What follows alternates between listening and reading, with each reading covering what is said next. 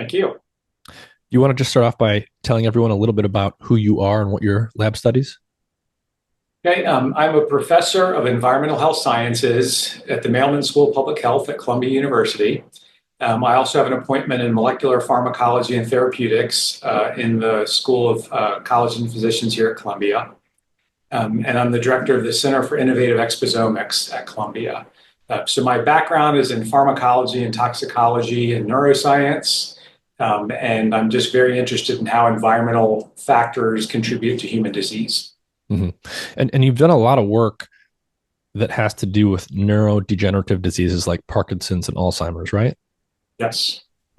Can you give us just a basic overview on neurodegeneration here? So, like when we think about Parkinson's and Alzheimer's in particular, or neurodegenerative diseases in general, compared to other types of brain issues, psychiatric issues, what are neurodegenerative diseases as a class? What really characterizes them?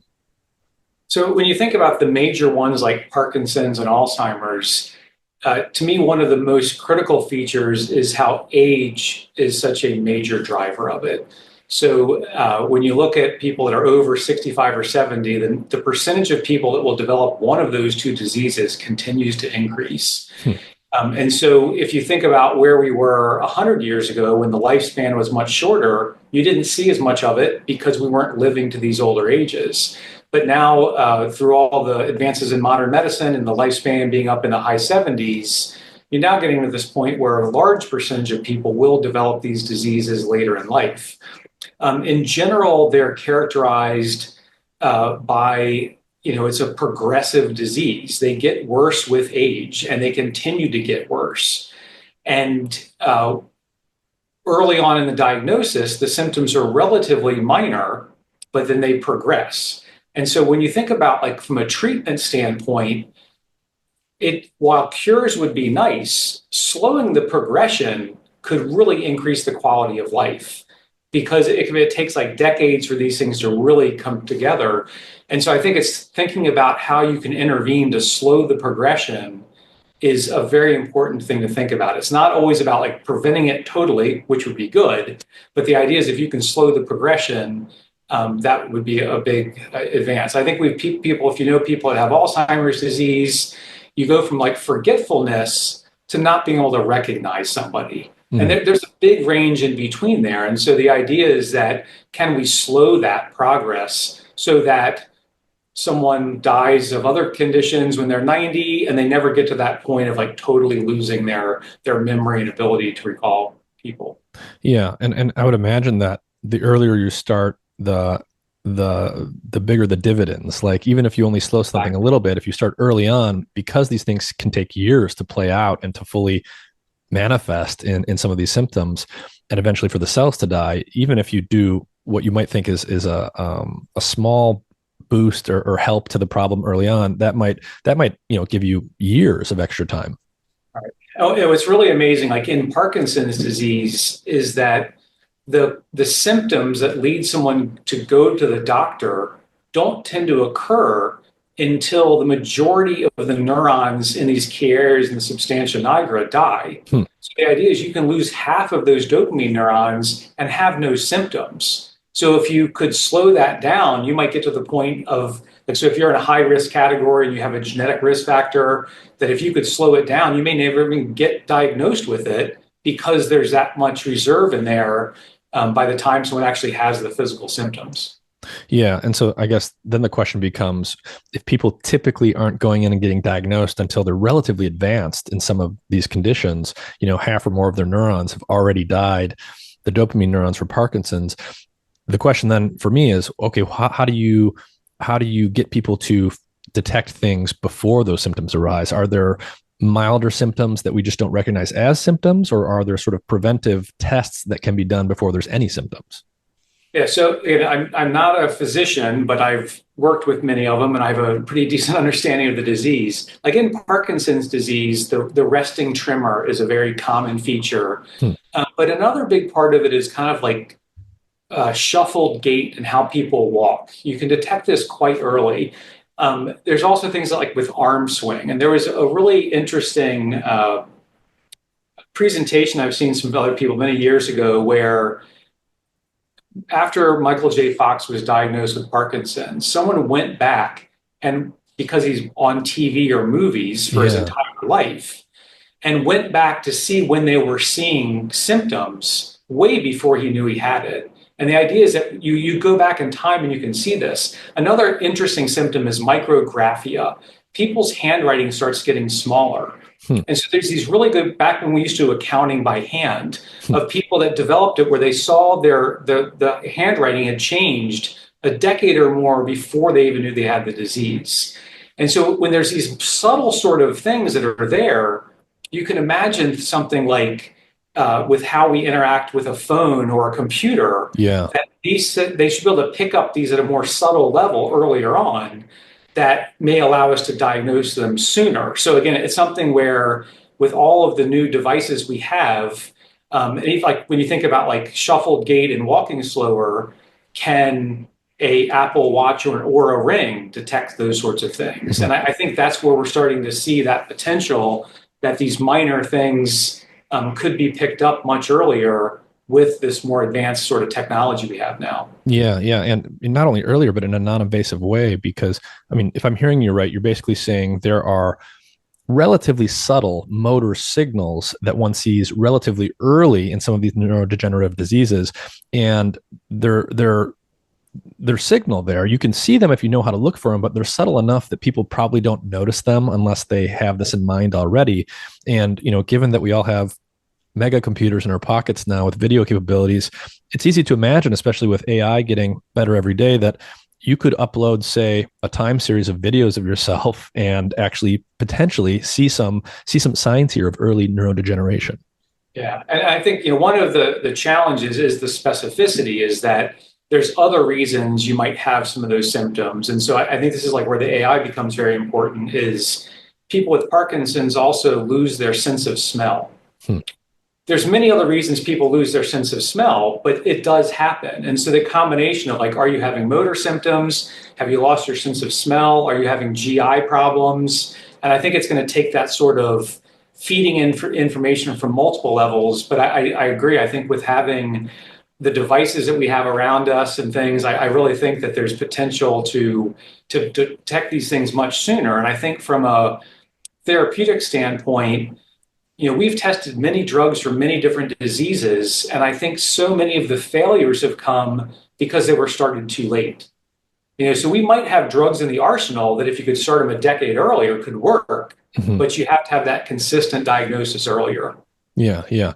And because I would imagine that because these diseases take years and years to play out, going from subtle symptoms to medium symptoms to devastating symptoms, that could be decades of time. So if you could buy someone a few years by starting earlier, that could really really make a difference.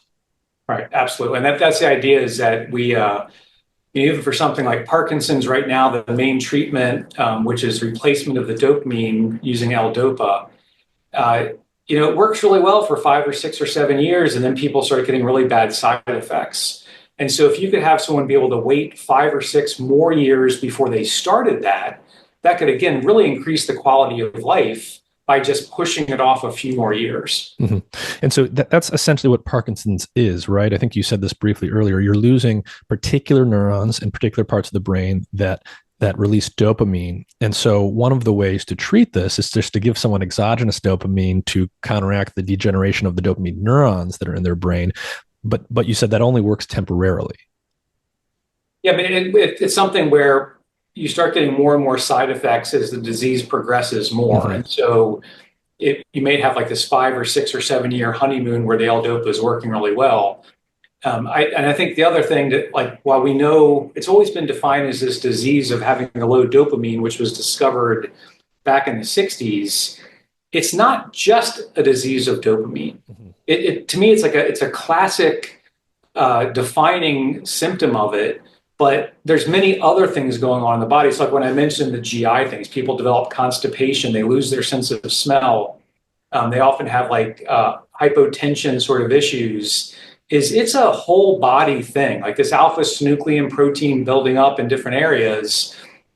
And I think this is like one of these places where there's other opportunities for earlier diagnosis because it's not just these dopamine neurons that are located centrally in your brain that we can't biopsy, but there's things that you can actually see in your gut way before as well too. And so I think this is like where looking at it as a multi-system disease, but there's no doubt it converges at this when the dopamine is lost. That's when you get those hallmark tremors, slow movement, and things that really are kind of the defining part of it. But it starts earlier. A great example is that many years ago, it was some Scandinavian country where they were cutting the vagus nerve coming from the gut up to the central nervous system as a treatment for ulcers. And the people that had that had a much lower incidence of Parkinson's. And it started pointing to people that the sort of gut-brain connection was a key feature in it, and that there was some potentially movement of like the synuclein, the pathogenic versions of synuclein were kind of causing that. So again, it's a whole body thing, but like all roads lead to that loss of dopamine. Mm-hmm, mm-hmm. So to what extent, so when we think about a neurodegenerative disease like Parkinson's, to what extent is this just a general degeneration process? I'm getting older, neurons in my brain are starting to die all over the place, but I just happen to lose these dopamine neurons relatively early and it manifests as Parkinson's, versus it being a specific degeneration of those neurons in that part of my brain.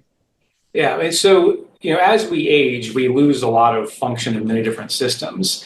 The thinking with the dopamine neurons is the molecule of dopamine is very reactive. And if you like take some dopamine and put it in a test tube and leave it on the bench, it'll turn black. It'll oxidize and turn black. And so being a reactive molecule, those neurons that have a reactive molecule in them they're just like living in this system that is very reactive. And so the thinking is that they are a vulnerable population. So if something happens that makes you not be able to handle that as well, that would make it worse. And so my lab has spent a lot of time studying how the dopamine is packaged inside the cell. So the idea is the cytosol, if the dopamine is not in the vesicle where it's normally stored and it leaks out into the cytosol, it's a much more reactive environment. Mm-hmm. So the idea is if it's packaged in the little vesicles, which it tends to do in recycling, it's safer back in there. But if you, for example, the protein that packages dopamine into the vesicles is called VMAT2. When we knock that out in a mouse, those mice develop a Parkinson's condition because they can't keep the dopamine in the right place. They get the reactive intermediates and those dopamine neurons die. So the idea is that the dopamine neurons are vulnerable neurons. And I think if everyone lived to be 115 or something, we would all get Parkinson's eventually. So it's a vulnerable population, but there's very clearly genetic and environmental factors that accelerate the process. And so the people that get diagnosed are the ones that have that acceleration of that degeneration of those neurons. Mm-hmm. So these neurons are inherently vulnerable because dopamine itself is reactive. It is easy to oxidize this molecule. And because we breathe oxygen, because our metabolism inherently uses oxygen and we create reactive oxygen species, if the cell isn't careful to protect and package that reactive dopamine molecule in safe places, in vesicles, it's naturally going to get oxidized, and that's just going to cause problems. Exactly. And a good example of this from like other conditions is that there's pretty strong evidence that people that take amphetamine type compounds for extended period of time, whether it be methamphetamine as a drug abuser or amphetamines for treating things like ADHD, it increases the likelihood of someone getting Parkinson's disease. And these amphetamine compounds release dopamine from those storage vesicles. And so It makes sense in this idea is if you disrupt that storage, you are increasing the likelihood of that oxidation occurring. I see. So in general, even if this is somewhat simplistic, the more, for whatever reason, the more dopamine that gets out of those vesicles, the higher the odds that it's going to be in this oxidized, that's going to become oxidized outside of the protective environment of the vesicle. Exactly. Hmm. And is this how the in Parkinson's, is this how these dopamine neurons actually die? It's the oxidation of dopamine specifically that's involved in that? It's a contributing force to it. Hmm. So again, like when you have like synuclein, this the pathogenic protein, it's in many different neurons in the brain. But there's data from a paper from Peter Lansbury's lab many years ago that showed that the reactive forms of dopamine stabilized the dangerous forms of synuclein. Like so, Mm, the idea is that even though synuclein can be in many different places, when it's near that oxidized dopamine, it's even worse. yeah. So again, it's not like exclusively these dopamine neurons that are dying, but that's like where it's the worst. And so it's one of the contributing factors. And it's, so to me that reactive environment in the dopamine neurons make them more vulnerable, but it's not the only pathway to having the damage to the neurons. Mhm. So, based on the things you've told me so far, I want to ask you this question. Obviously, neurodegenerative diseases like Parkinson's will become more common over time just because, in general, human beings are living longer. But if we control for age, are these things, is Parkinson's becoming more common? Are more people in their 60s getting it today than got it, a few decades ago? So, I mean, it's a very exacting epidemiological question. And from the data that I'm looking at over the past 20 or 30 years, I'm not convinced that there's an overall major increase. I think it's mainly this increase in age, but also increased awareness and diagnosis. Like it's Mm, very hard to tease those things out. So you might see an increased number over time, but the way we detect it and diagnose it has also gotten better. right, right. So I'm not convinced that we see a wholesale increase, but when you look in certain populations, there definitely seem to be times where there's occupational sort of things or things where people do have a higher incidence. And so I think it's the increased aging population is the biggest driving force. Whether or not there's other things, I'm not as convinced of that. Mhm, mhm. So, everyone is more prone to neurodegeneration with age. For Parkinson's in particular, other than age, what are any other risk factors that we know about, whether it's dietary components or environmental chemical exposures, genetic factors, anything else besides age itself? So head trauma is a risk factor, and much of that is thought to the initiation of an ongoing inflammatory cascade that just continues. So that's what the head trauma seems to be from that. And it seems like if you have, this is like documented concussion, loss of consciousness level sort of measurements. There's many environmental factors that have been implicated. Pesticide exposure is a risk factor, which is something that got me first interested in this. But there's hundreds and hundreds of pesticides out there. And so like pinpointing it has been difficult. And the other thing that my lab has been extremely interested in are some of the things that decrease the likelihood. So caffeine consumption and primarily cigarette smoking appear to decrease the incidence of it. And so there's still environmental factors, but like what's in those things that are causing it? Like those could be insights and ways of potentially decreasing the progression. So, caffeine consumption and cigarette smoking actually predict lower incidence of Parkinson's. I've Yeah. actually heard both of these things, and I wanted to ask you about the latter and if we knew anything more specific about it. But that is, in fact, an observation that's true. Yeah. So the caffeine one is very well studied, and I think that because we have so much data on caffeine and coffee and tea consumption, and even where people drink decaffeinated beverages, like so you can kind of tease out that part of it. So that one's been pretty strong, and the adenosine signaling seems to be a big part of it. The tobacco and the cigarette smoking has been harder to get at because tobacco smoke is very complicated, thousands of molecules in it. And so a paper from Haida Payami at University of Alabama, Birmingham, probably about 12 years ago, really shifted a lot of my research. So she was doing a genome-wide association study to look at drivers of Parkinson's. But besides just looking at whether or not you get it, she was aware of this effect of smoking. And she's like, well, what if we did a GWAS to see if something was modifying whether or not cigarette smoking was protective? Hmm. And in that study, she identified a protein called the synaptic vesicle glycoprotein 2C, SV2C. And and then they said, well, this could this is just humans. It's smoking, very complicated thing. And so she did work in Drosophila. So went to a fly model, treated them with a toxicant, and then used nicotine to see if she could protect from it. Pure and nicotine. then redid the GWAS in flies and pulled up the ortholog to SV2C. So that term ortholog, what you're basically saying here is we're talking about a protein that is part of the synaptic vesicles that importantly store the dopamine that we were talking about before. And I think what you're getting at here is that this must be a highly conserved protein that has a similar core function in vesicles in flies and other animals, including humans. Yes. And when I saw that, to me, when you look at the environmental factors in Parkinson's, the smoking protection is actually stronger than the pesticide making it worse. And it's this really jumped out to me. And so when I heard about this data, and I knew one of the co-authors, I called up Haida right away and was probing her for information. So my lab went and knocked out SV2C in mice. When that paper came out, there were only 8 references to SV2C in the literature. Wow. So it's this core protein, highly conserved, but it was not well understudied. Yeah.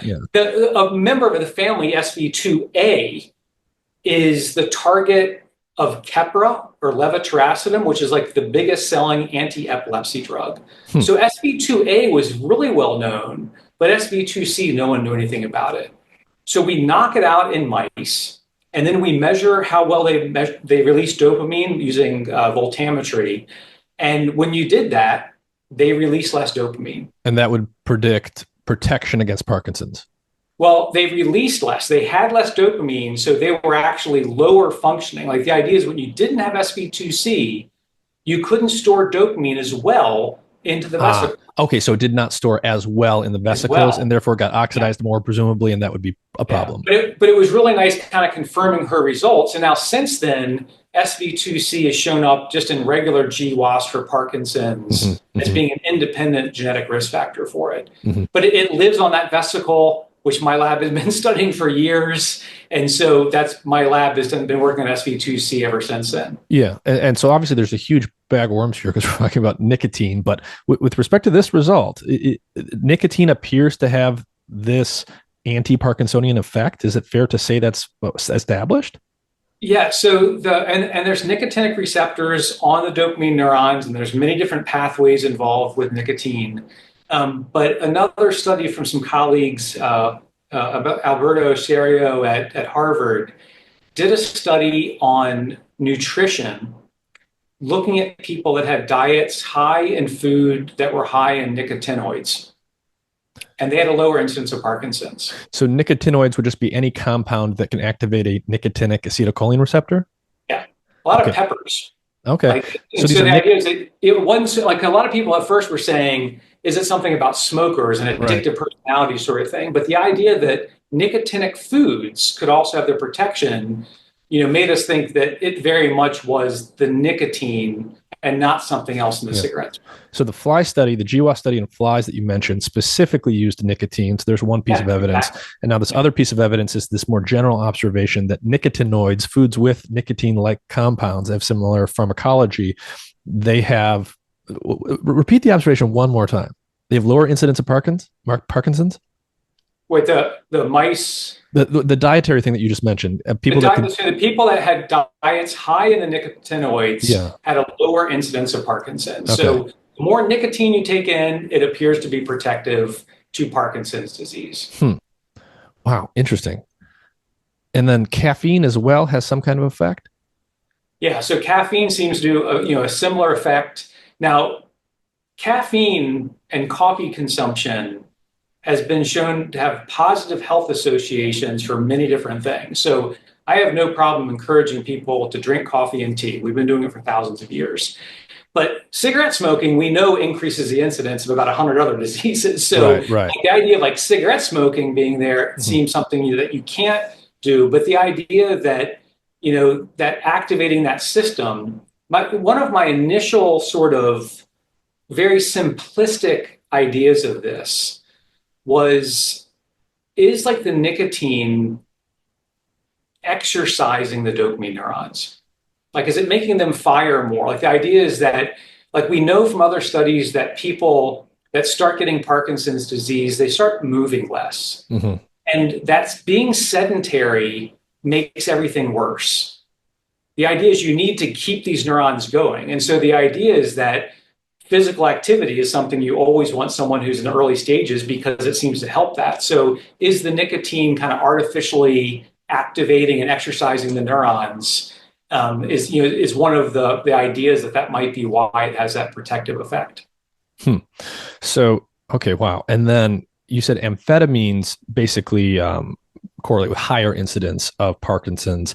And, I don't know how deeply you want to go into that, but obviously a big question there is we are giving people a lot of amphetamine prescriptions these days, starting at a very early age. Is there anything worth getting into there about, say, Adderall prescription frequency and Parkinson's? So, I mean, I think with my view of most medications is that you should take the least amount you need for the effect you're trying to get. People that have ADHD and are unmedicated are at higher risks of many bad things, higher levels of incarceration. There's a lot of bad things that happen. So being medicated for ADHD usually has a positive life effect. And even though you may slightly increase your incidence of getting Parkinson's when you're 80, you have a better chance of probably getting to 80, right? So it's one of these things like where the idea of like indiscriminate use of ADHD medications in kids, that does concern me because we have other non-amphetamine drugs that can treat it. Mm-hmm. And I would always want to look at those first to see if they work. But if you have a person who's taking those medications, like, are they taking it every day of the week, or are they taking it the days they're going to school? Or, it's like you want to decrease the amount you take. But I don't like, I'm not against people taking those medications because they do have a major effect in improving quality of life. And so it's like you're trying to balance those things out, but you can't ignore that it is increasing the risk of this condition that's linked to the dopamine system. Mm-hmm. What kinds of studies have been done linking amphetamines to Parkinson's? Because, one point of context I want to give to people here is nobody's done a study where you take all the kids who've been on Adderall for 25 years and compared rates of Parkinson's to the kids who haven't, just because that study is never going to get done. I would imagine the links here come from studies that occur with much shorter durations. So there's a few studies on this. Again, the ones with like people that are using methamphetamine, like when you're looking at, that's a different thing when people are drug abusers, but they have an increased incidence. Yeah. But we've been using these stimulant medications for decades. Mm-hmm. And so these are situations where people have taken these things. Again, I don't know what the actual age groups and things with this, but it's data from thousands of people that were taking amphetamines. Maybe they were pilots or something. We used to prescribe these things in the military and stuff. You can go back decades. And so it's people that had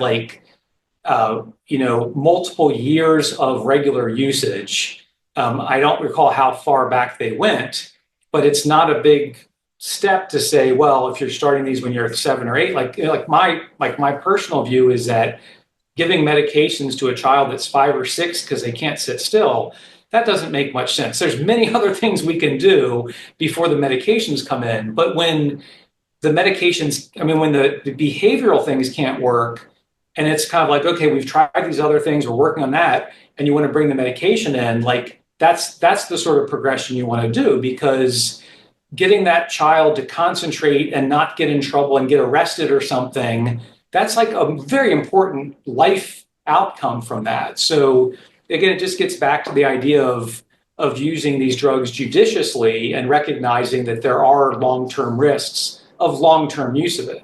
Mm-hmm, mm-hmm. So the genome is the full set of genes that one has. The proteome is the full set of proteins one has. You've studied something called the exposome. Let's just give people a crash course. What is the exposome, and how did you get into this? Yeah, so 20 years ago, Chris Wilde, who served as the director of the International Agency for Research on Cancer at the World Health Organization, He was a cancer epidemiologist, and the Human Genome Project was being completed. He saw this great success from that. But he also knew that cancers had an environmental role. And he's like, so now we have this whole complement of the genome. Like, what if we had the entire set of our exposures throughout our life? And he said, it'd be great to be able to complement the genome with the exposome. So he wrote a commentary on that saying this would be a great thing to do.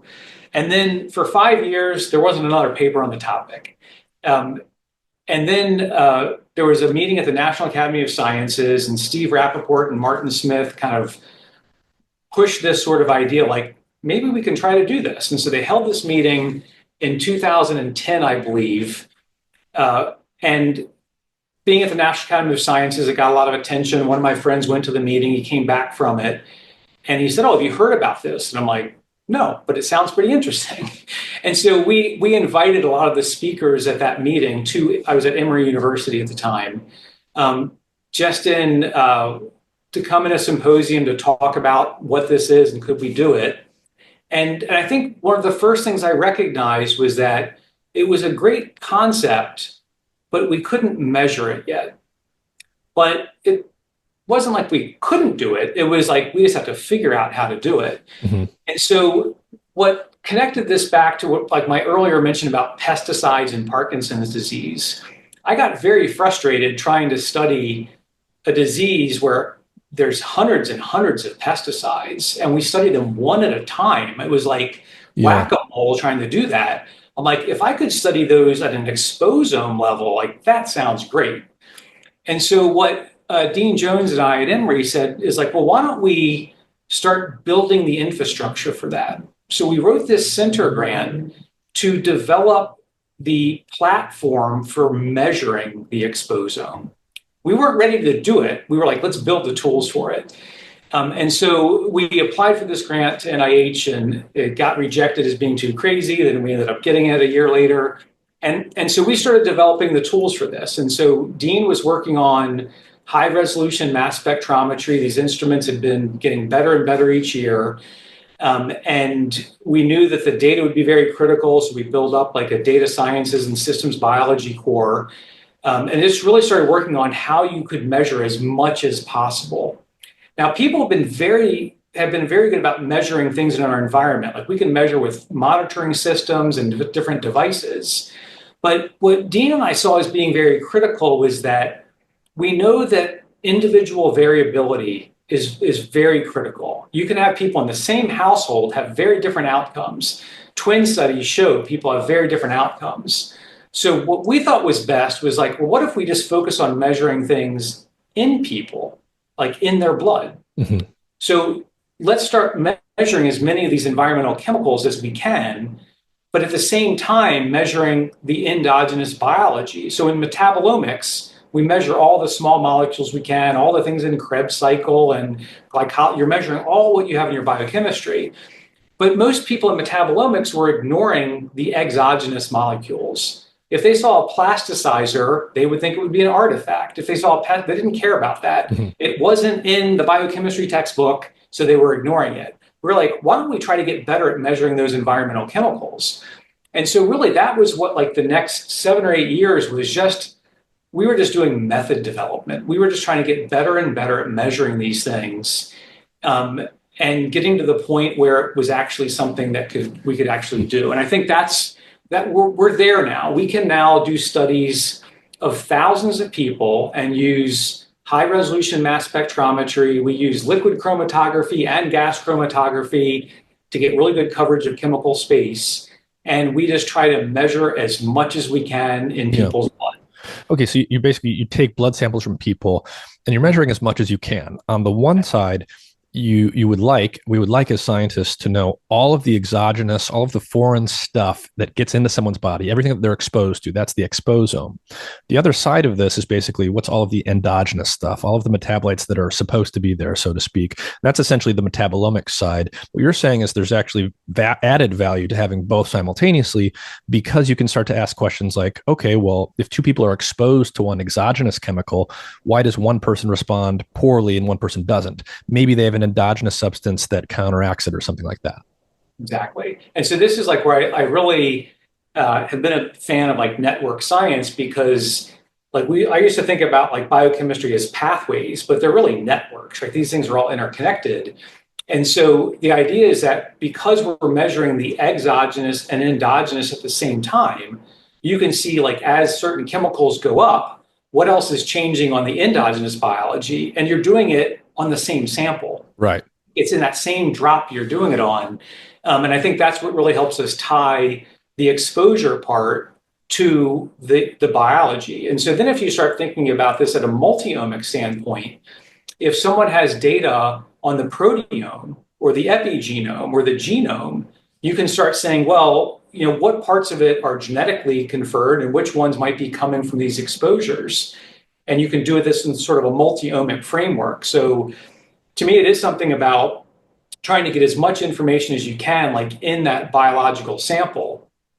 But at the same time, if you see this pattern of exposure in a population or in a person, can we kind of like back calculate where the exposure may have come from? So like, are there patterns of exposure for someone who's exposed to diesel exhaust or to, whatever the sort of occupational thing would be? So we think it's really critical to think about how we connect those air monitoring stations and the devices on, and sensors to what's happening in the biology. So that's a key part. Is we're not saying it's all going to be done by measuring the blood, but when you combine that sort of geospatial data with the endogenous thing, that's when you really start piecing these things together. When you do exposome type studies, you measure all of the stuff someone has been exposed to in their blood. Are there any particular chemicals people get exposed to that pop up more when you look at people, say, with Parkinson's disease or Alzheimer's disease? Yeah, so a lot of these studies are underway. There's many, we're doing these right now. But again, this idea that pesticide exposure being a risk factor, this is like something we've wanted to get at for a long time. And people have done studies where they will measure like a panel of pesticides, but they're only measuring what they're looking for, right? It's very much looking under the street lamp. So just recently, some of my colleagues in Europe, Roel Vermeulen and Susan Peters, they were able to get samples from a study called EPIC, where, and I'm thinking about here in this thing because we haven't published all this, but I'll give general sort of findings from it, was the people entered the study back about 25 years ago, and they were following them for cancer, actually.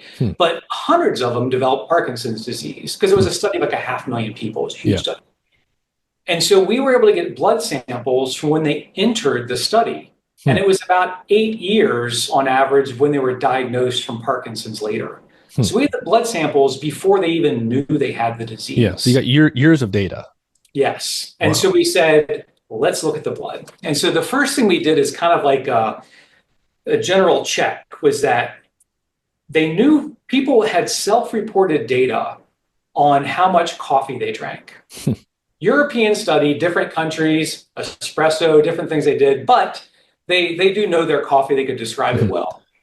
And so we said, well, what if we just first look at all the caffeine metabolites in these people in this snapshot of time 25 years ago. And so we had quintiles of how much coffee they reported they drank. So despite the limitation of self-report data, it's subjective. You're drinking espresso, I'm drinking weak drip coffee. You can actually measure directly in all of those samples, the metabolites of caffeine. Exactly. So we're measuring caffeine, theophylline, paraxanthine. And I think this is like a key thing when we think about looking at exposures, is that it's not just that parent molecule. You want to look at all the metabolites. So we can measure like a dozen metabolites of caffeine, and the self-reported consumption matched up perfectly with the caffeine metabolites we measured. Now, and we also, as expected, the people that had the highest levels of caffeine had the lowest incidence of Parkinson's because it's protective. And so it gave us this quick check that what that self-report was matched up. And I think when you think about self-report data, there's some things people self-report well and some things they don't. Pack years of smoking is quite accurate. And apparently caffeine consumption from their coffee is pretty accurate too. But dietary factors are not as accurate. But so what we did was that we are looking at all of the peaks on the mass spectrometer. We're not saying we're going to look just at these pesticides. We're looking at all of the peaks. But we're able to identify hundreds of pesticides in these samples. And so we were able to go through and essentially do a pesticide-wide association study. I mean, it was really like an environmental-wide association study, but we had hundreds of pesticides in the analysis. And so by doing that, we could then see, like, of all these different pesticides, which of these were elevated 8 years before they were diagnosed. Now, does that give you causation? Like, can't say that that one caused that, but people's exposures, while they do vary day to day, people tend to live in the same community and have similar occupations over time. And so even if you can only get a snapshot in time, it still tells a lot about what's happening there. And so we're able to do this. We're working on the paper right now. But like, we did find some compounds that hadn't previously been connected to it, but there's no confirmation bias here. We were just looking at whatever molecules were there. But clearly we need to go back into the laboratory and do these chemicals damage certain features, and like in an animal model we see it, but it allows us to do that complement to that genome-wide association study for a particular disease. Yeah. So in a study like this, the advantage is you can do things in an unbiased fashion. You don't go in thinking we're going to look for this molecule and this molecule because those are the only ones we know about. You can detect sort of anything. Exactly. Yeah.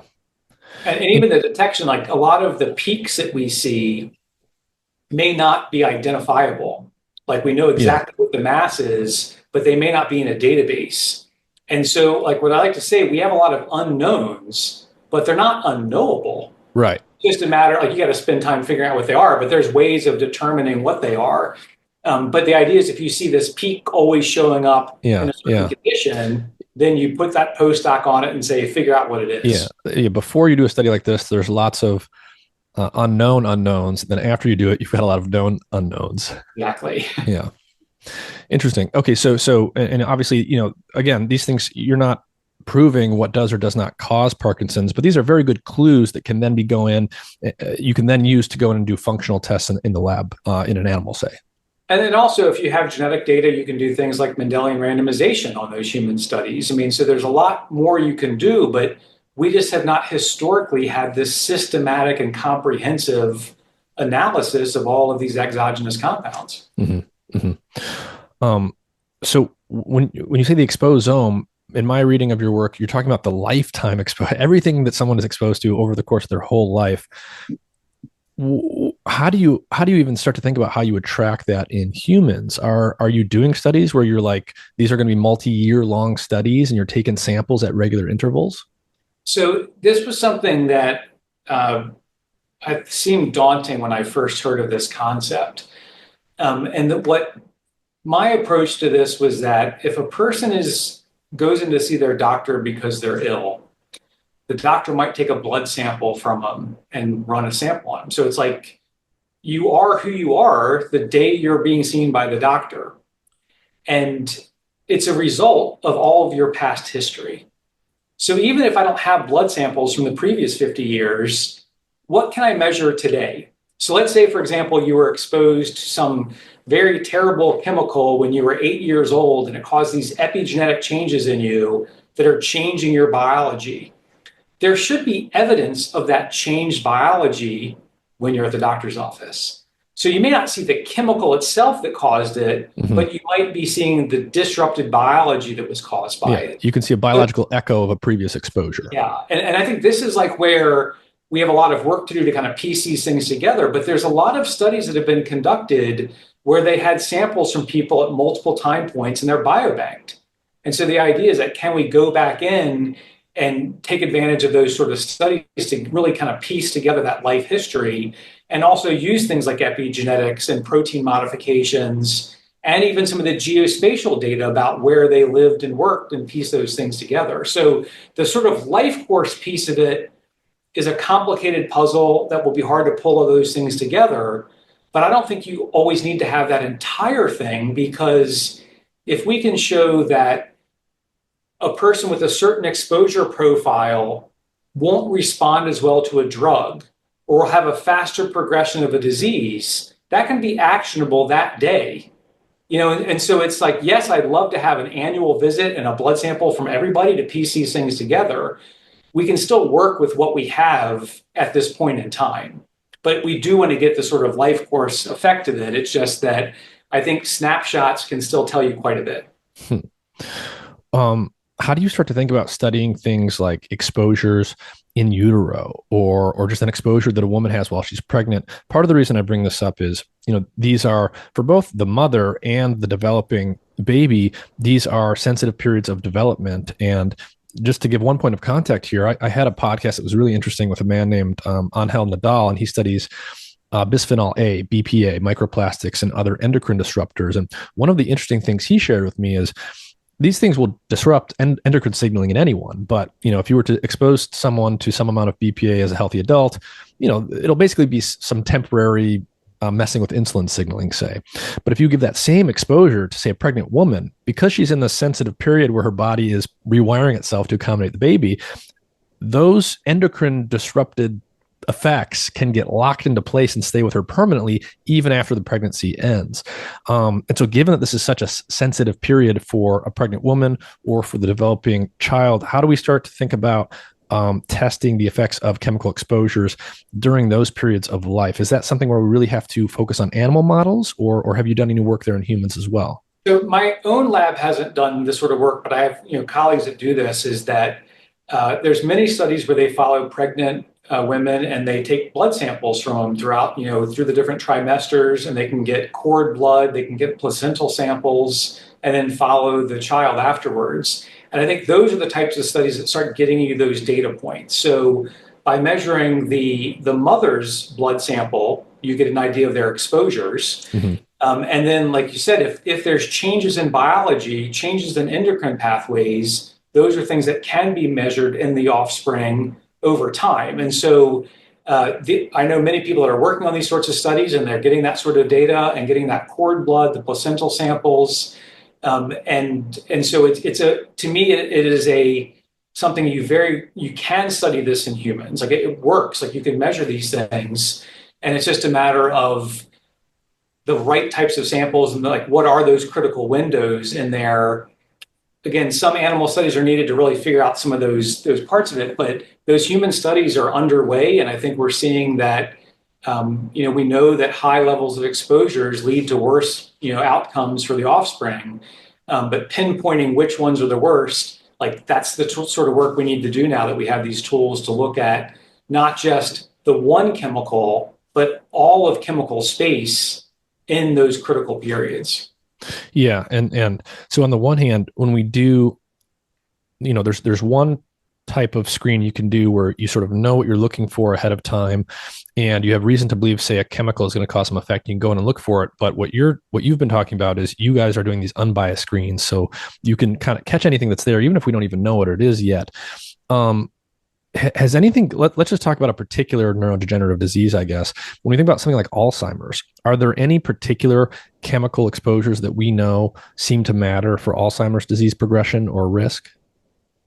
So I have multiple studies underway now where the sort of thing, like what we did, for example, in Parkinson's, we're doing them. I don't have the results yet. Mm-hmm. I think there is some evidence that exposure to some organochlorine type things, like the DDT type compounds, we've seen things like elevated DDE in some of the populations. And so when you think about, these are compounds we banned in the 70s, but we can still measure in most people. They're very persistent compounds.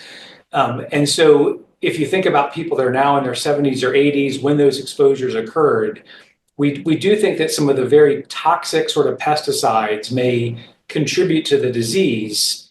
But for people that are now like 50 or 60, those exposures have been going down. And so I see. This is like where I know like the National Institute of Aging has recently funded multiple studies in this space.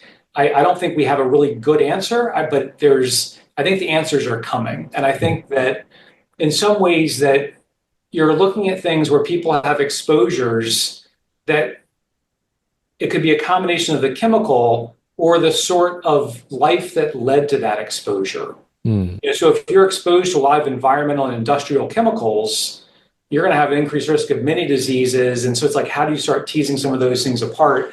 So to me, like I'm still kind of like holding out on the Alzheimer's side because there haven't been as many things that have jumped out. Whereas like Parkinson's had a lot of other evidence of not just the pesticides. There's actually very large studies of solvents like trichloroethylene have been shown to be, increase the risk of the disease. On the Alzheimer's side, the main thing we've really seen is air pollution. Mm-hmm. And again, when we say air pollution, PM 2.5, well, what is that? There's a lot of things in there. But there's definitely good evidence that the air pollution is worse. But like, why is that? Because if you have increased risk of stroke, which could occur from the air pollution, that increases your risk of Alzheimer's. So is it a direct thing to the Alzheimer's or not? But I think that's where the studies that we have, where we can combine air pollution monitoring with the blood samples, like those are the types of things that we can start addressing. And again, I think these studies are underway, and I think we've seen some of these things with the air pollution that seem to link up. And I hopefully, like in a year, I'll be able to tell you a lot more. Yeah. And, one way it might be natural for people to think about this or to hope things work is, that you find one chemical and that one causes Parkinson's, and you find one chemical and that one causes Alzheimer's. And to me, the danger there is that you run into the same trap that people and whole fields ran into in the early genome sequencing days, where we were hoping to find one gene for this and one gene for that. But to tie this back to what you're talking about with Parkinson's and the basic biology underlying that, if a lot of these neurodegenerative problems come from the oxidation of molecules, and oxidative metabolism is a very general thing. There's a lot of ways for a lot of chemicals to generate reactive oxygen species and to cause that type of thing. I would imagine that part of what we're going to discover in this whole area is, there isn't just going to be one chemical for this neurodegenerative disease and one chemical for that one, but many chemicals in combination just increase your risk to many of these things. Right. I think we're going to see a lot of that sort of convergence. The idea is that, if you go back to the Industrial Revolution, like the exposures we had, 150 years ago were so high. And so we know that we need to reduce lead. We've reduced lead dramatically in many situations. But we have like over 80,000 chemicals in commerce now. And so I think it is going to be these sort of multiple combined exposures that are increasing these risks. Very much like how we look at like polygenic risk scores. Like the idea is you're going to find these sort of like polyexposome or polyexposure scores and it's going to be that exposure profile that shows the increased risk, not the exposure just to one or two chemicals. It's like, what is that combination or profile that an individual has? Mm-hmm. Mm-hmm. When we think about the exposome, things that we're exposed to, if we take that in the most general terms, one big piece of that are exogenous synthetic compounds. But of course, there's lots of stuff that we're exposed to that we put into our body on purpose that is supposed to be there in some sense. And that includes the things that we eat, the things that we consider to be food. Is there anything interesting or notable that you're working on that has to do with exposome as it relates to dietary components? Yeah, I think there's a few ways of thinking about our diet. Like we think about the nutrients we bring into our body. Mm-hmm.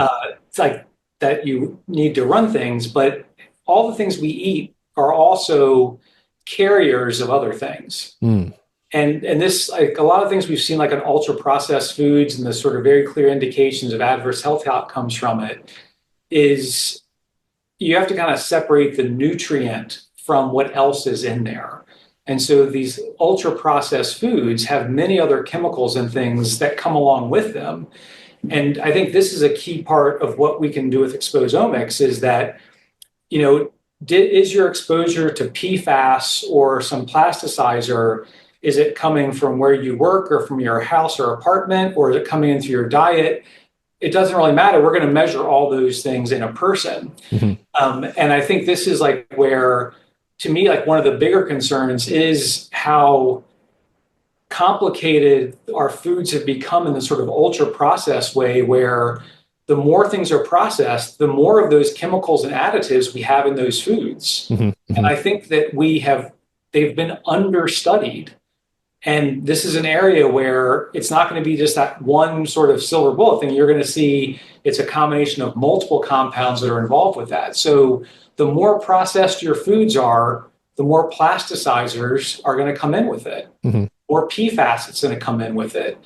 And so, the idea of like having more like our sort of explosion of fast food in our diet, it's not good. The more things you do to foods, the more chemicals you're starting to introduce to it. So it is something where, the recommendation of like, making your own meals and things and using fresh vegetables and ingredients has stood the test of time of being better for you. Yeah, yeah. And I think all you're really saying there is, when we say things get added to foods, it's not just that, and I mean, this does happen sometimes. Sometimes, a food processor will add chemicals on purpose, and sometimes they'll induce chemical transformations on purpose. But these things can also be added passively, right? Just the more times you touch packaging made out of plastic or go through a machine that has some metal or another in it, you're just going to naturally pick these things up more and more, right? Right. So often like these things, like it's not on the ingredient list, right, but it's in the packaging. And like, so the idea is if you microwave something in plastic like that, those things leach into the food you're doing. And so it wasn't made by the person who made the food. It was in that sort of processing step. And the other thing too, like a lot of the things we add in, into our food are preservatives. And I like preservatives. I don't want mold growing on my food. And I've told students before is that if you've ever seen mold on your food, just think back to the day before when you didn't see it. It was there. Yeah. You couldn't see it, but it was there. And so, some things we want to preserve because we don't want to have molds and things. Like some of the worst things we have are these natural toxins that grow on molds and things like that. So there's a lot of natural things we want to get rid of. But the idea is to like minimize those sorts of preservatives. Like if you have foods that can have a shelf life of 2 or 3 years, there's a lot of chemicals in there that are doing that. And I think we've just become almost lazy in our diet to rely on those things that have these very long shelf lives. Not like canning and things are different, but when it's from the preservative side, it is something that concerns me that we have a lot of things that can stay around for a very long time. Because of all the things we put into it. Yeah, and I would imagine, there's a lot of tie-in here with exposomics and with what you just mentioned about preservatives with the gut microbiome. So, obviously the preservatives will affect the guts that the microbes that are supposed to be in your guts and not just the ones that are, the mold growing on the bread. But also, what I've learned, in talking to people on the podcast, for example, is the microbiome can determine whether or not a drug becomes activated or a drug gets metabolized into something inert and then doesn't work. And I would imagine that the microbiome might also come into play when we're talking about chemical exposures. Maybe a chemical that I get exposed to gets turned into something even nastier by my microbes, but it's sort of taken care of by yours. Is there anything going on with exposomics and the gut microbiome? Yeah, so it's a very interesting linkage in there. And again, if you're thinking about your diet, you're exactly right. So you think about the foods that you eat are going to, they're absorbed through your gut, but there's all those enzymes and those microbes that can convert them. And if you think that like you have something that has a pesticide residue on it, that pesticide could also be converted. So a lot of the things that we see when we're measuring by mass spectrometry in our blood are post-microbial. They've actually been metabolized by the microbes in us.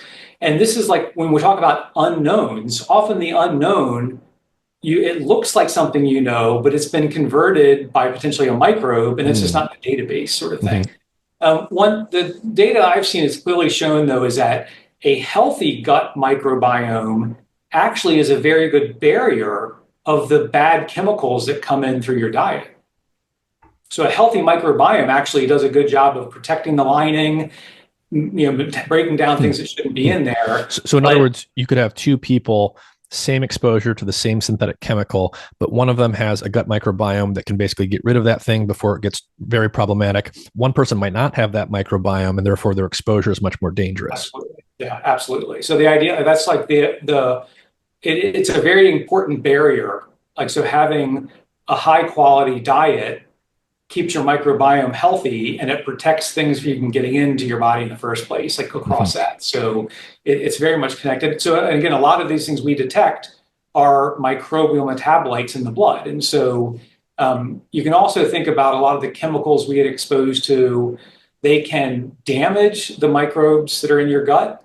They can activate enzymes that are in them. So there's a lot of interactions going on with the things that come in through the exposome and the microbiome, not just in the gut, but our skin microbiome and in our lung and everything else. Mm-hmm, mm-hmm. You know, just in terms of the research in general, where the technology's at, the ability of us to communicate at a distance like we are now, and just sort of the general excitement that seems to be growing around being aware of what you put into your body, whether it's food, whether it's chemical exposures, being aware of new technologies, taking more data-driven approach and a preventive medicine approach rather than a reactive medicine approach. Are you or anyone else in this field, are you guys doing studies where, you can recruit volunteers who, volunteer to give you regular blood draws and then, fill out life history forms and things like that? Is there any participatory research like that going on? I mean, so like our group has been very much focused on the sort of classic academic sort of things, but there are many groups I'm aware of that do more of this sort of like consumer level work where they can collect blood samples and try to get that sort of information back. And so there's definitely groups that have been doing that. I think a lot of the, kind of like longevity companies that have been developing, they're thinking along these lines about what we can measure. I don't think many have really gotten into this exposome space as much, but it makes sense, right? Like the idea is that these things definitely have a drive to it, but it's like I'm aware of some companies where they do have like kind of like super participants who are willing to give blood samples and urine samples to do this sort of work. But I think what we really need, though, are the large scale, well controlled studies, thinking about like the All of Us study in the US, UK Biobank. There's been really good studies about the combined genetic and environmental factors, but they really haven't taken advantage of those biobank samples to do this sort of analysis that we've been discussing.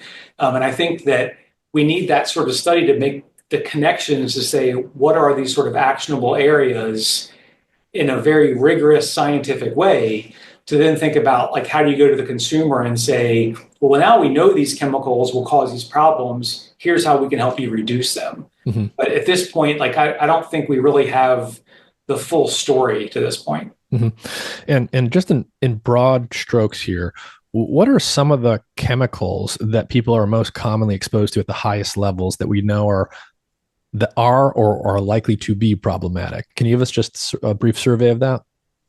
Yeah, I mean, I think that we've been hearing a lot about the perfluorinated compounds, the PFAS-related compounds.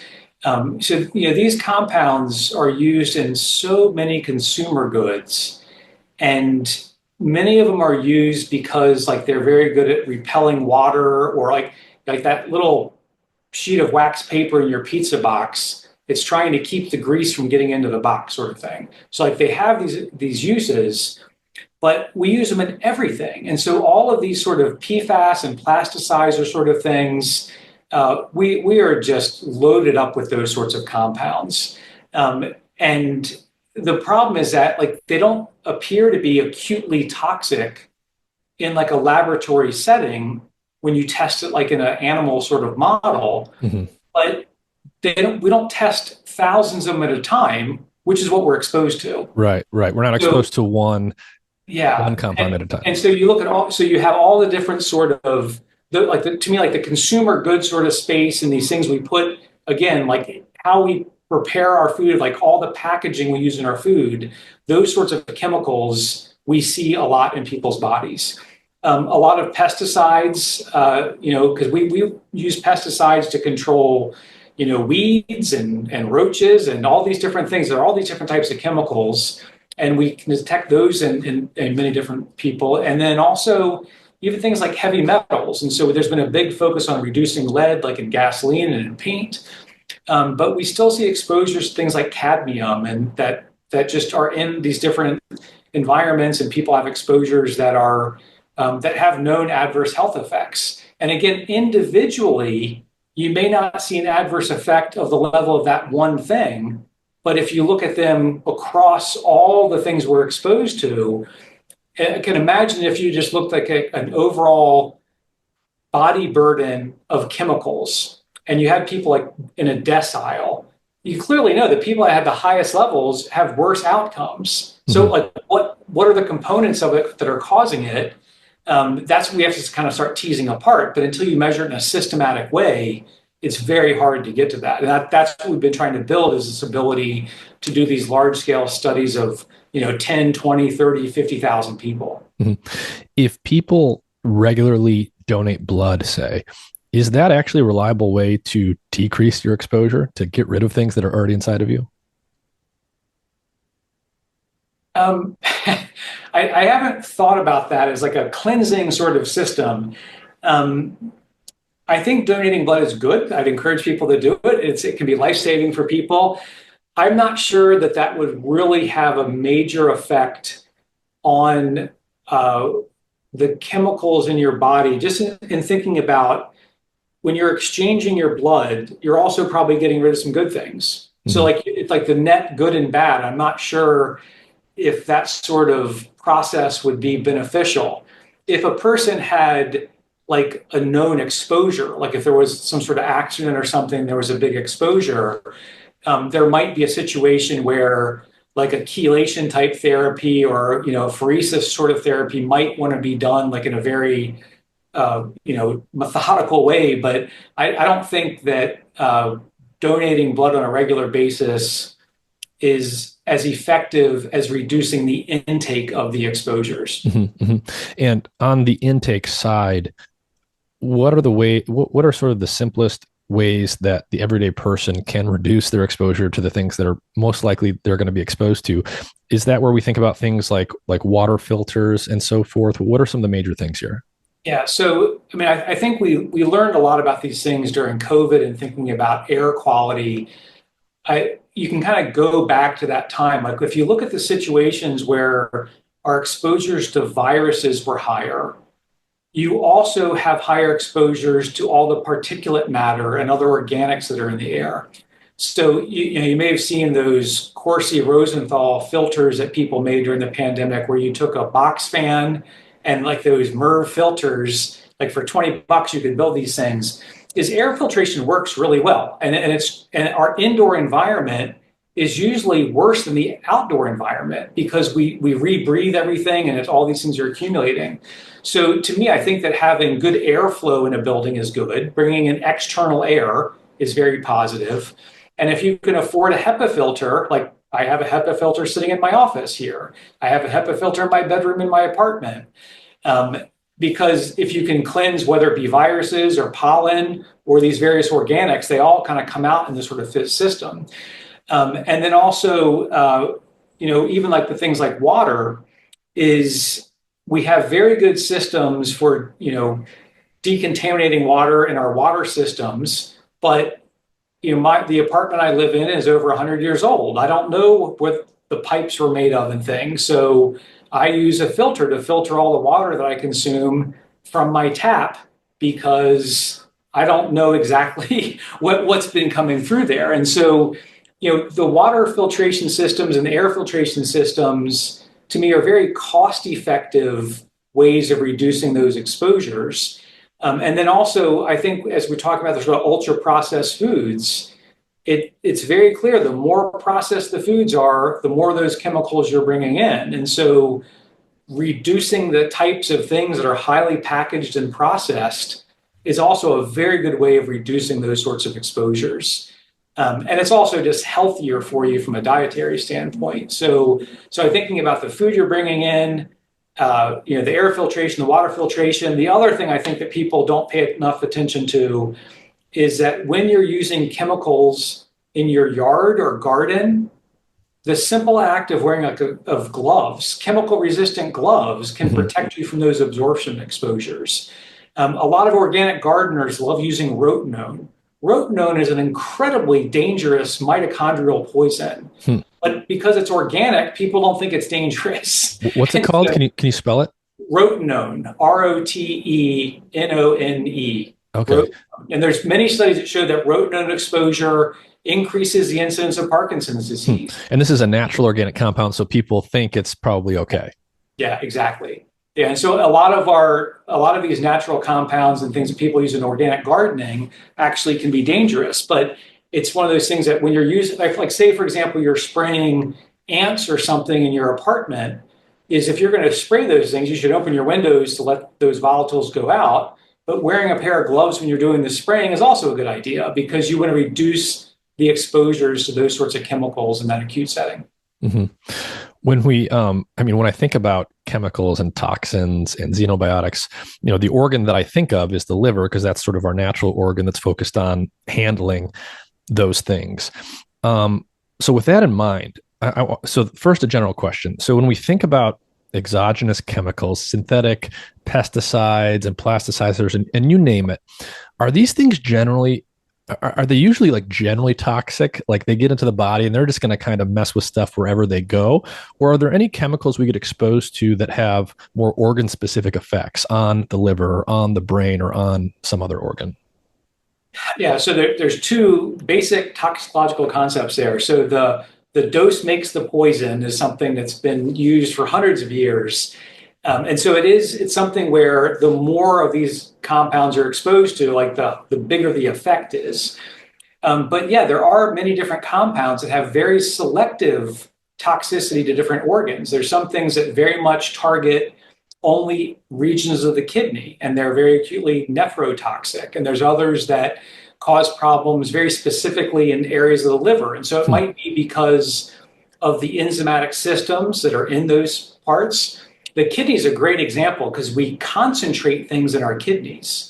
So the concentrations the kidneys see in certain regions can be like 1,000-fold higher than what's in your blood because it's concentrating your urine. I see. So if the dose makes the poison, a low dose might be seen by your other organ systems, but then a high and poisonous dose is then concentrated within the kidneys. Yeah, exactly. And so we see this throughout different systems is that all of our organs have different features, different transporters. And so often it's like they're accumulating it more, or again, they have an enzyme that activates it more in that region. And so you only see it in that organ. So it is something that's why we study in the sort of organ system level, because there's some compounds that just have that preferential toxicity in different areas. Another general question. So, when I just think about something like the liver and I think about aging, things start to break down over time. Does there come a point in liver health as we age where the liver just becomes so dysfunctional that you're then more open to be harmed by all of these chemicals because now the liver is not going to metabolize them as it once did? Like I don't know much about the aging of liver, but using the example of like cirrhosis, like where we know for, either whether it be alcoholic or other conditions, is that many of those conditions, and even like fatty liver, which like just comes from like over obesity and things, is that they tend to be progressive. And so as people get older, those diseases are progressing. And absolutely, as people progress in either cirrhosis or fatty liver, the function of the liver starts decreasing because the systems are not working as well. And so it does increase, like it decreases the ability to break down things that need to be broken down. And so it definitely does, at least in those situations, does aging alone? I just don't know the answer to that, whether aging alone affects liver function in that way. I know, for example, like in the kidneys, again, as people get older, they tend to have more problems with their kidneys, but it's really a matter of getting to the point where you lose enough function. Like you can donate one of your kidneys to somebody and 50% function works really well. But it's when you get down to only have about 20% function of your kidneys that you really start seeing problems. So I think the liver has quite a bit of reserve. And I think outside of those sort of cirrhotic conditions, that there's no reason that someone who's 80-year-old can't have a healthy liver. When we think about exposure to exogenous chemicals, it's natural to think about things that we don't want to be exposed to, that we're inadvertently exposed to. Like, there's lots of chemicals in the environment and I don't want to be exposed to the pesticides, but as a natural consequence of eating the food or doing my gardening, as you mentioned, I'm going to get exposed to these things inadvertently, but I'm not trying to put these things in my body. There's also a lot of exogenous chemicals that we do put into our body on purpose. On the subject of neurodegeneration, are there any chemicals, such as say pharmaceuticals, that people put into their bodies long term on purpose that are tied to neurodegeneration? So again, like thinking about, there are a few things in there. So there is good evidence for some conditions where people that take long-term anti-inflammatories, it actually protects them from those conditions. Mm-hmm. Knowing that inflammation is critical in many diseases. I think this is like where it's hard to kind of point to those single molecules, but if we've heard of like anti-inflammatory diets. Well, the opposite of that is someone who has a pro-inflammatory diet. So if you're bringing things in that cause, that activate those cascades, those are things that could drive those sorts of processes forward, that could cause more of those problems. We mentioned the sort of amphetamine exposures and things like that with like medications. This is like one of the challenges is that we take many different medications that have all these great benefits to us, but all medications have side effects. And I think this is something that's been understudied in that we tend to study the medications when they're going through approval. The drug company studies that drug, but 20% of Americans take 5 or more drugs. And we don't study those drug interactions over time in people. And I think that a lot of the adverse health outcomes we see are these sort of accumulated side effects of many of these different medications. So we've got drugs that we use in combination and we don't test those combinations. We also have drugs that we use for long periods of time in combination sometimes, and we don't test for that either just because that's not the nature of the system that does the testing. Right. And so this was a project that we started a few months ago with funding from ARPA-H, which is this new health agency. And it's designed to look at individualized pharmacology. So what we're trying to do is use our mass spectrometry to measure all the environmental chemicals people are exposed to, all their endogenous biology, and then all the drugs and drug metabolites that are in them. To see if we can start looking at how these sorts of interactions of the environmental factors, the dietary factors, and the drugs they're taking, how those interactions are occurring. I think this is a place where, like, you've probably seen like a warning label where you shouldn't drink grapefruit juice when you're taking certain medications. Yes, because these furans in the grapefruit juice inhibit one of the cytochrome P450s. And so then you don't metabolize the drugs correctly. And like I tell people is that it's not just grapefruit juice. There's so many other things in our environment that activate or inhibit different enzymes that process medications. And so when we think like, why doesn't someone respond well to a medication? It might be one of these environmental exposures that's interfering with that. And so, but we historically, we haven't systematically studied all these things at once.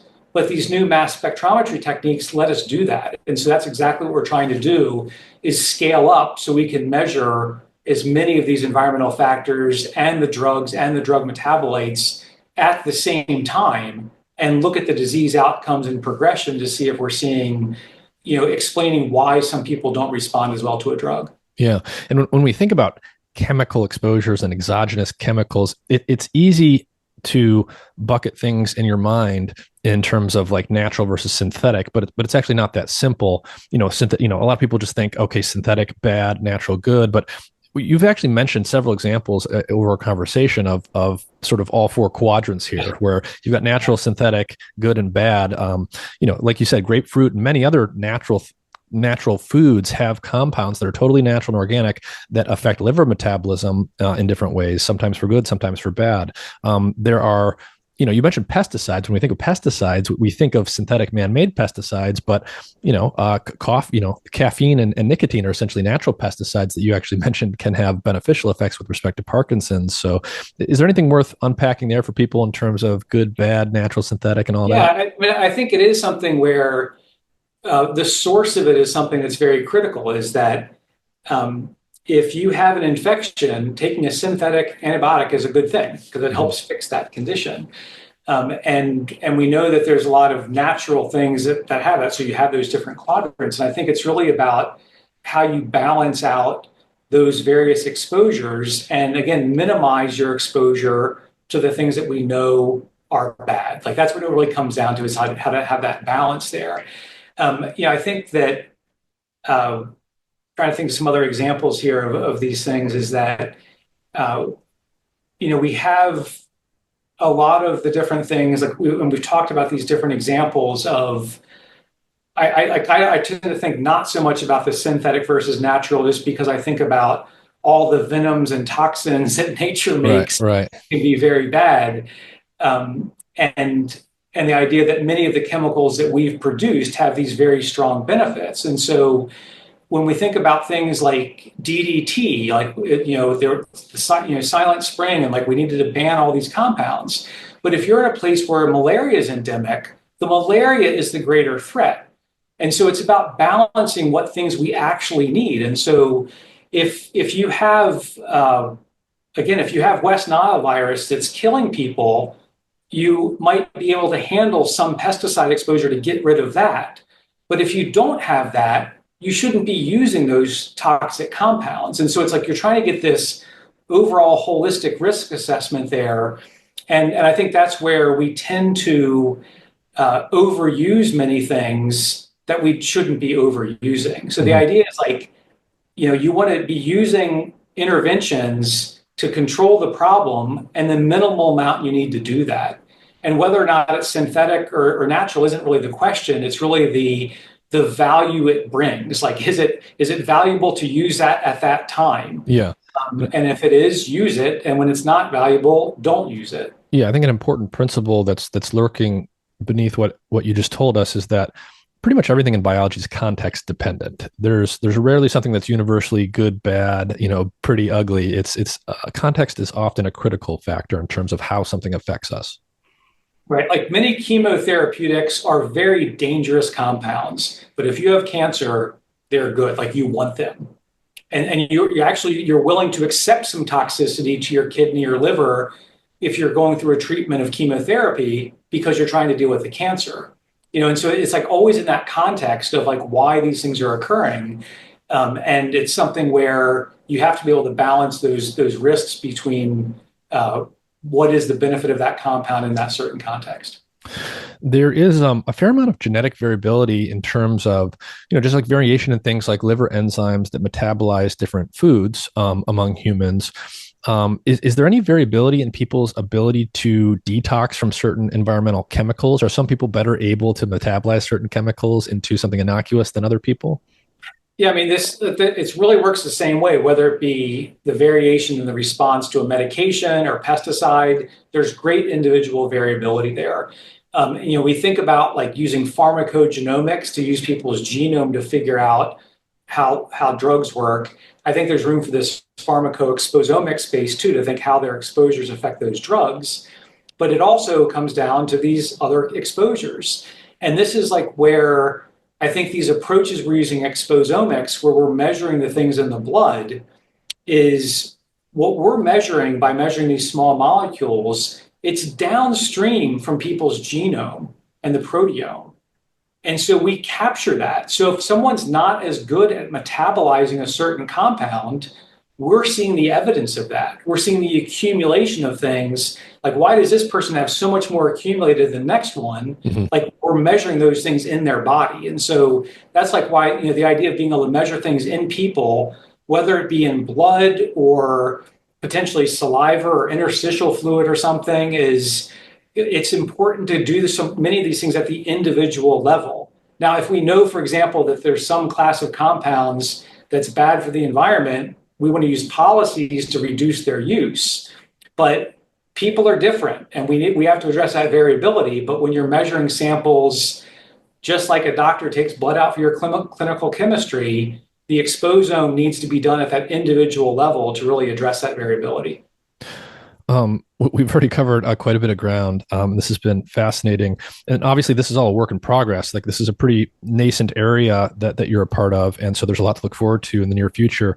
Can you give us a sense for some of the things you're working on now, some of the things that we'll start to get answers to in the next few years that you're excited about in the field? Yeah, I mean, so there's one is that, we've talked about the exposome in a pretty clean definition standpoint, but there has been quite a bit of discussion and debate about what it is and what it includes.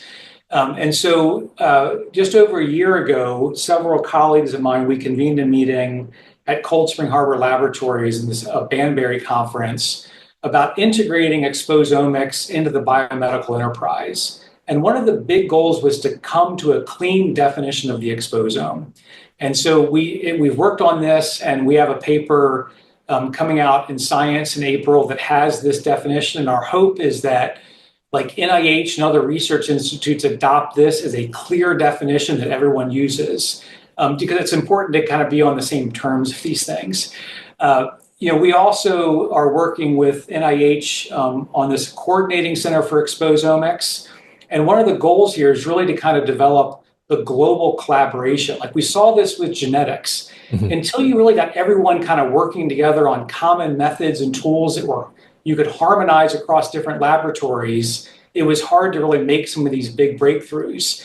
And so we've been working with people across the world really to kind of get to these harmonized methods so that we can bring the data from different countries and different systems into some sort of uniform system. And I think this is where you mentioned some of these AI approaches. Like we can think about like large language models and many things we've seen advance in AI, but we can use those same approaches to pull out data from the mass spec too. And I think this is where these sorts of AI approaches, when we see all these, it's very good at detecting patterns, right? When we're measuring hundreds of thousands of peaks, when we can get data on 100,000 people and hundreds of thousands of peaks from their blood, and then use that geospatial data, like I really think that's when we're going to start pulling these things together. And like these studies are like now underway. Like we're doing these on thousands of people. My big goal is I want to do exposomics on the UK Biobank, on the NIH, all of us. But to do that many samples, like our throughput has to get faster, it has to get cheaper. And so I think that the use of AI and robotics and things is going to get us there. But doing genome-wide association studies took all the sequencers to get really fast. Yeah. And really before you could do the big data stuff, you have to create the big data, which requires you to have technology that's cheap enough to do at scale. And so I think this is something where we're seeing more of this. We have a meeting planned in May. Johns Hopkins is a co-sponsor. It's a Exposome Moonshot Forum where we bring together people from across the world in different industries to say, how do we do that? How do we scale these things up? How do we get the industry partners involved in making the instruments better and the informatics faster, and again, getting these data systems together? So I think we're at this point where it's really trying to get more people together on tackling this challenge. But because many of the tools are at this point, we can now do this. I think that the next few years for exposomics is really going to be an explosion because we know how much the genome can tell us about certain conditions, and we know what it can't tell us. And that's exposomics is gonna fill in that gap over the next few years. All right. Well, I think that's a great spot to end it. Professor Gary Miller, thank you for your time. Fascinating stuff.